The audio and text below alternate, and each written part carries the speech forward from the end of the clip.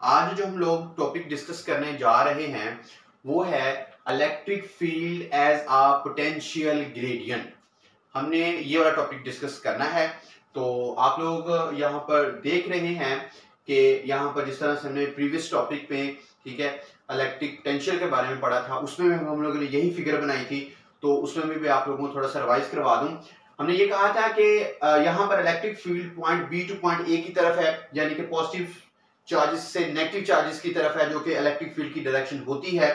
और उसके अंदर अगर हम एक चार्ज को मूव करवाएं या चार्ज को छोड़ दें तो ये पॉजिटिव चार्ज है, ये हाई पोटेंशियल से लो पोटेंशियल की तरफ जाना शुरू कर देगा अलोंग द इलेक्ट्रिक फील्ड, तो वो काइनेटिक एनर्जी गेन करेगा। लेकिन अगर हम इसी चार्ज को इलेक्ट्रिक फील्ड की अपोजिट डायरेक्शन में मूव करें तो हमें इसके ऊपर वर्क करना पड़ेगा, और वर्क करने की वजह से इसके अंदर जो एनर्जी स्टोर होगी वो होगी पोटेंशियल एनर्जी। तो उसको हमने लेकर हम लोगों ने फार्मूला एक ड्राइव किया था, जिसमें हमने ये कहा था कि जो इलेक्ट्रिक पोटेंशियल होता है ये इक्वल टू होता है work done per unit charge, और ये वर्क होगा फ्रॉम ए टू बी, क्योंकि हमने चार्ज को पॉइंट ए से यानी ए से अपोजिट बी की तरफ लेके जा रहे हैं, बी की। सो वर्क डन हमें क्या करने का, ए टू बी होगा, ठीक है।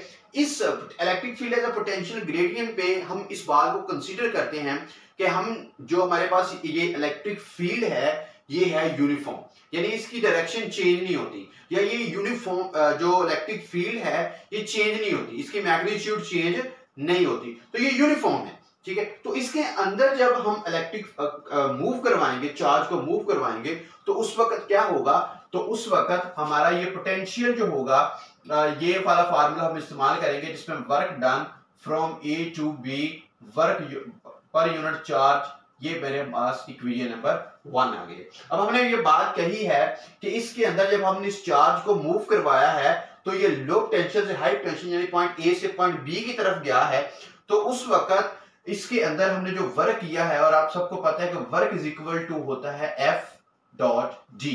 हम डॉट प्रोडक्ट नहीं लेते, हम जस्ट एफ डी लेते हैं, ठीक है जी। उसकी वजह ये है कि इसमें ये जो फोर्स हम लोग लगा रहे हैं और डिस्टेंस दोनों ही सेम डायरेक्शन में जा रहा है। चले मैं आपको डॉट प्रोडक्ट भी, दोनों सेम डायरेक्शन में जा रहा है, तो हम इसको खत्म करेंगे एफ डी कॉस थीटा, और दोनों सेम डायरेक्शन में अगर जा रहे हैं तो कॉस 0 आ जाएगा, और ये हो जाएगा F D is equal to work done from A to B. अब ये जो मूव कर रहा है इलेक्ट्रिक फील्ड के अंदर मूव कर रहा है, तो इलेक्ट्रिक फील्ड के अंदर किसी भी चार्ज के ऊपर जब फोर्स लगती है तो उस फोर्स की वैल्यू क्या होती है, उस फोर्स की वैल्यू होती है F is equal to Q E. ये वो फोर्स की वैल्यू है, F is equal to Q E. तो इसकी वैल्यू हम यहां पे पुट करते हैं, तो ये वर्क डन जो इक्वल आ जाएगा वो इक्वल होगा क्यू ई डी, और इसकी वैल्यू अगर हम लोग ऊपर पुट करते हैं तो, और ये एक और बात, हम जो चार्ज है वो पॉइंट ए से पॉइंट बी की तरफ लेके जा रहे हैं, तो उस वक्त क्या होगा, उस वक्त ये होगा कि हमारा जो पोटेंशियल होगा ये भी क्या हो जाएगा from point A to B, यानी कि जो पोटेंशियल होगा ये क्या हो जाएगा ए टू बी, यानी कि अगर हम इसको लिखें इस तरह से तो ये हो जाएगा delta V is equal to Q E D over Q. अच्छा, यहां पर एक और बात, हम एक्चुअली इस चार्ज को इस इलेक्ट्रिक फील्ड की अपोजिट डायरेक्शन में लेके जा रहे हैं। सो अपोजिट डायरेक्शन में लेके जा रहे हैं तो उस वक्त इसके साथ माइनस लगेगा, F is equal to minus लगेगा, बल्कि यहां पर नहीं, F is equal to minus Q E है, हम अपोजिट डायरेक्शन में लेके जा रहे हैं, तो ये हो जाएगा W is equal to Q E. अगर हम लोग यहां से इस Q और Q को कट करें तो ये हमारा हो जाएगा delta V is equal to minus E D हो जाएगा, delta V is equal to minus E D हो जाएगा। अगर हम इस D को यहां पे मल्टीप्लाई हो रहा है और यहां पे हम इसके डिवाइड कर दें तो ये हो जाएगा delta V over D is equal to E, और ये माइनस इस तरफ शिफ्ट हो जाएगा। बेसिकली इस टॉपिक में हम लोगों ने यही चीज प्रूव करनी थी कि हम एक ऐसा मैथमेटिकल फॉर्म लेके आए जिसमें हमारी इलेक्ट्रिक फील्ड और जो हमारा जो पोटेंशियल है, इलेक्ट्रिक फील्ड और पोटेंशियल दोनों क्लियर हो। तो हमारे पास वो फार्मूला है E is equal to minus delta V over G। तो ये वो वाला फार्मूला है जिसमें हम लोग इसे कहते हैं electric field as a potential gradient. और यहां पर ये जो नेगेटिव साइन का क्या मतलब है, यहां पर नेगेटिव साइन का ये मतलब है कि जब हम किसी भी चार्ज को हम इलेक्ट्रिक फील्ड की अपोजिट डायरेक्शन की तरफ लेके जा रहे होते हैं तो उस वक्त उसका जो पोटेंशियल होता है वो डिक्रीज होना शुरू हो जाता है। इसका मतलब ये होता है कि जब हम इसको अपोजिट डायरेक्शन में लेके जाएंगे तो हमारा जो पोटेंशियल है वो क्या होना शुरू हो जाएगा, डिक्रीज होना शुरू हो जाएगा। तो ये नेगेटिव साइन का इसका मतलब है। अगर हम इसका मैथमेटिकल फॉर्म में लिखें और इसका जो फार्मूला लिखें तो वो होता है E is equal to minus delta V over delta R। तो ये भी इसकी एक मैथमेटिकल फॉर्म है।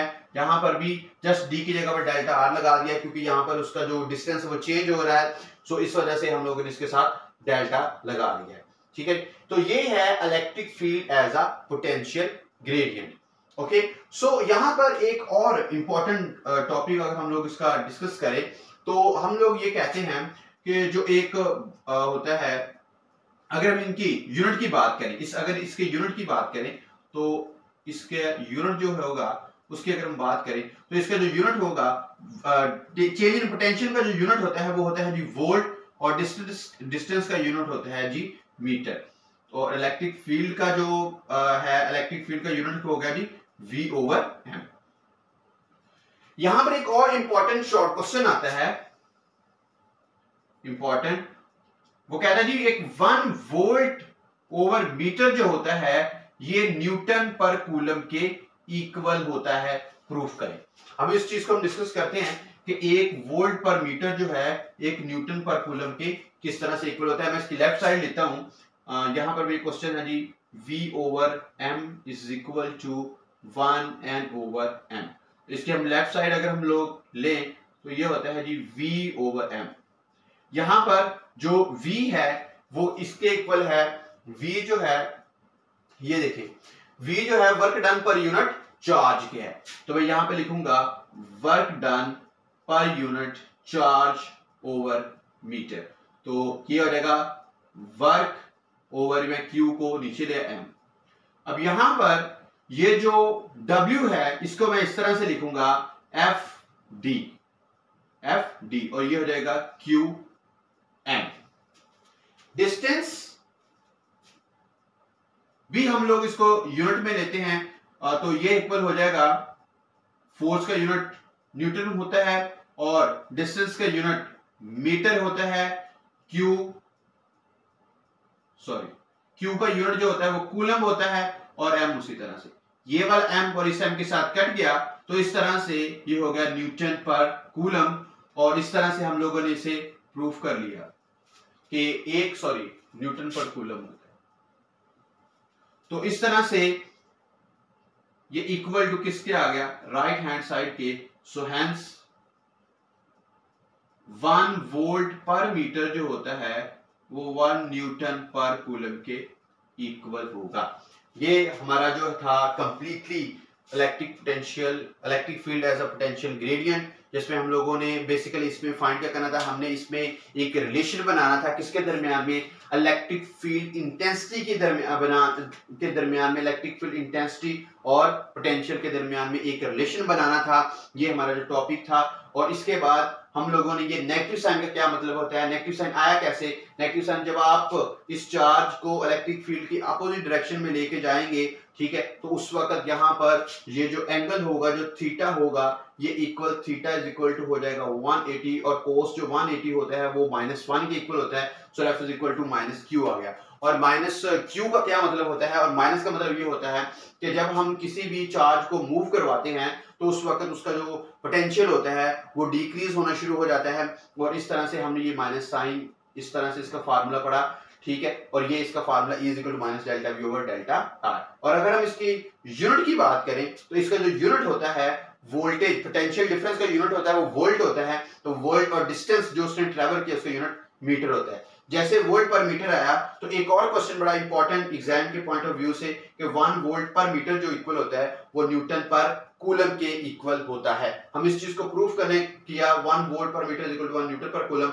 V की जगह पर हम लोग हमें पता है कि ये वो हमारा फार्मूला सुना था W/Q, तो W/Q पुट करने के बाद हमने इसको जो Q और M को है वो इक्वल लिखा, जो मल्टीप्लाई किया सॉरी इनको, और वर्क डन का फार्मूला यहाँ पे पुट किया FD। हम इनको अगर यूनिट्स में कन्वर्ट करें, क्योंकि ये हमने यूनिट में बात की तो यूनिट्स में कन्वर्ट करेंगे। फोर्स का यूनिट न्यूटन होता है, डिस्टेंस का यूनिट मीटर होता है, चार्ज का यूनिट कूलम होता है, और मीटर ऑलरेडी यूनिट में ही था तो मीटर मीटर के साथ कट गया और इस तरह से 1 न्यूटन पर कूलम आ गया।